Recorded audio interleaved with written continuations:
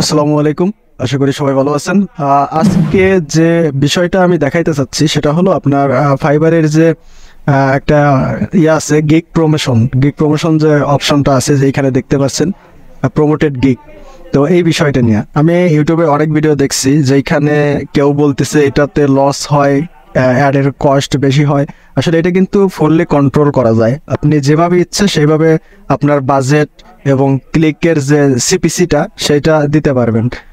আজকে আমি দেখাবো যে এখান থেকে আমার কি বেনিফিট হয়েছে নাকি লস হয়েছে।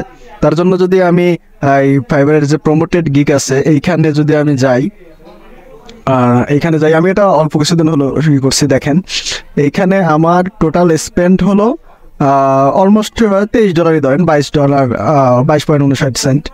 তো এখানে আমার এটা স্পেন্ড, আর এখানে যদি আমি আমার আর্নিংটা দেখি তাহলে কিন্তু $1887 আর্নিং হয়েছে।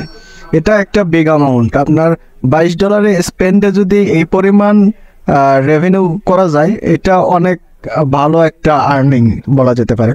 তো আপনাদের এইখানে আমি যদি দেখি যে আমি কিন্তু এখানে সিপিসি গুলা আমার যে গিগের প্রাইসটা বেশি সেইখানকার সিপিসি গুলা আমি একটু বাড়িয়ে দিয়েছি, আর যে গিগের প্রাইসগুলো কম সেই সিপিসি গুলো কিন্তু আমি এখানে কমিয়ে রাখছি।